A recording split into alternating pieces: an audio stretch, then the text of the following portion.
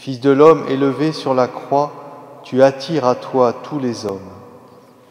Gloire et louange à toi, Seigneur Jésus. Le Seigneur soit avec vous.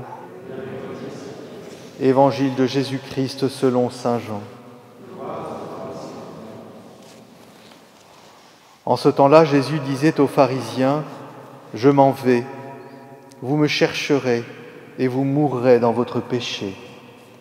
Là où moi je vais, vous ne pouvez pas aller. » Les Juifs disaient, « Veut-il donc se donner la mort, puisqu'il dit, « Là où moi je vais, vous ne pouvez pas aller ?» Il leur répondit, « Vous, vous êtes d'en bas, moi je suis d'en haut. Vous, vous êtes de ce monde, moi je ne suis pas de ce monde. C'est pourquoi je vous ai dit que vous mourrez dans vos péchés.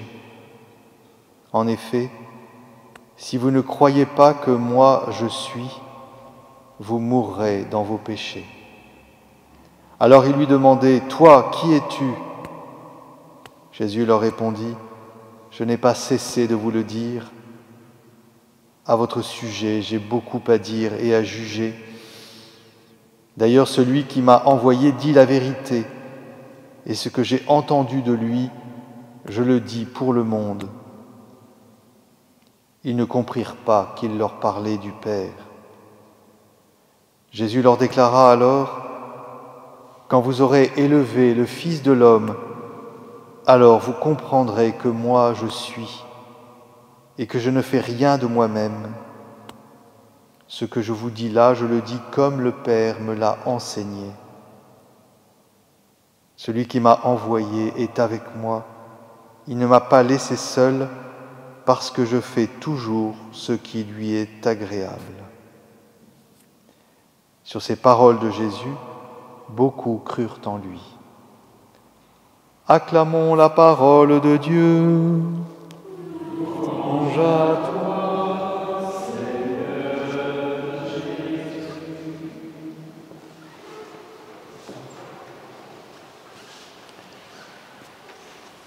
Vous qui ouvrez cette vidéo, vous n'avez pas entendu la lecture du livre des Nombres au chapitre 21, qui était la première lecture de ce jour, mais vous pouvez la retrouver dans vos livrets, vos missels ou tout autre support. Elle a beaucoup d'importance. Tout d'abord, elle nous montre un effet boomerang, pour dire les choses de manière un petit peu abrupte et simpliste. Ces serpents qui viennent mordre les Hébreux dans le désert et leur injecter leur venin ne sont que la figure extérieure de ce qui s'est produit dans leur cœur. Le retour par l'extérieur d'une morsure qui avait déjà saisi leur cœur. Cette morsure qui consiste à tordre la vérité et à prêter à Dieu des mauvaises intentions. Pourquoi nous avoir fait monter d'Égypte ? Était-ce pour nous faire mourir dans le désert où il n'y a ni pain ni eau ? Nous sommes dégoûtés de cette nourriture misérable. Certes, le découragement peut venir à force de ne manger que de la manne, cette nourriture extrêmement sobre, quoique suffisante, et ne boire que de l'eau, alors qu'en Égypte, on peut avoir du vin ou d'autres boissons.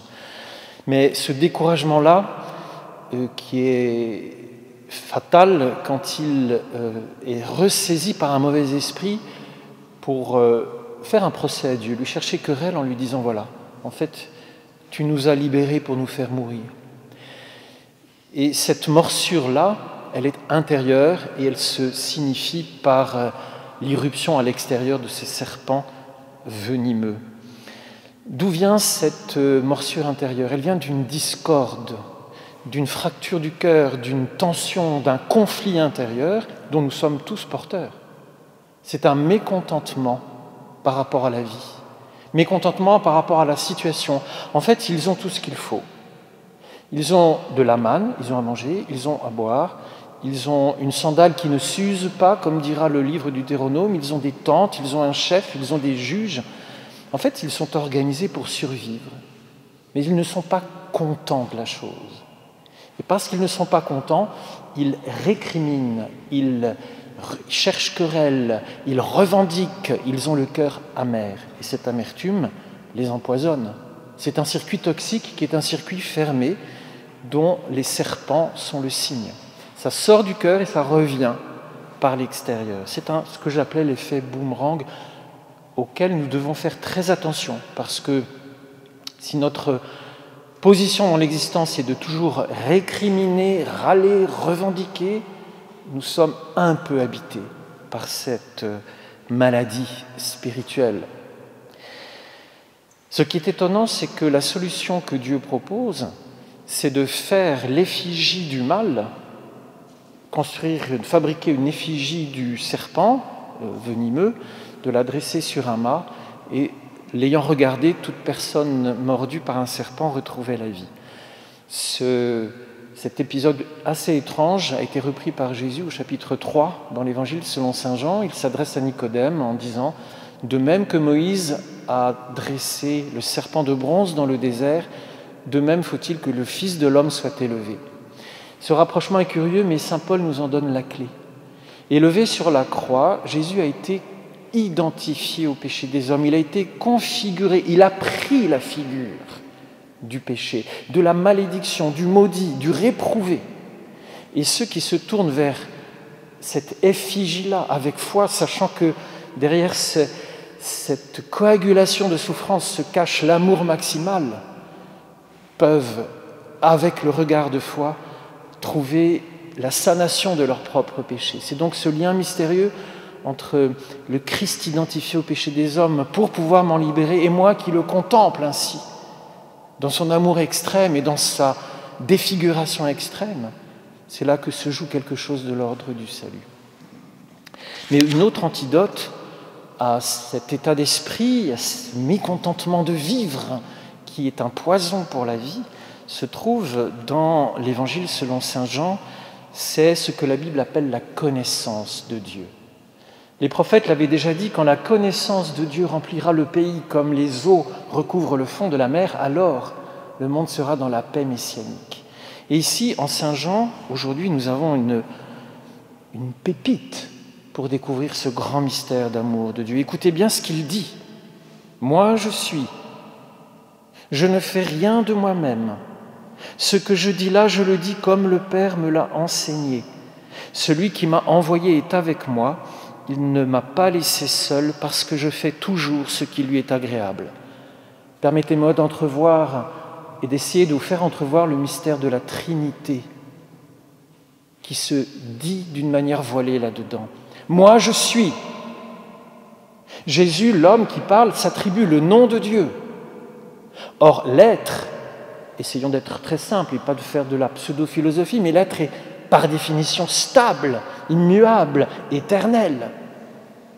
Et s'il est, il est actif.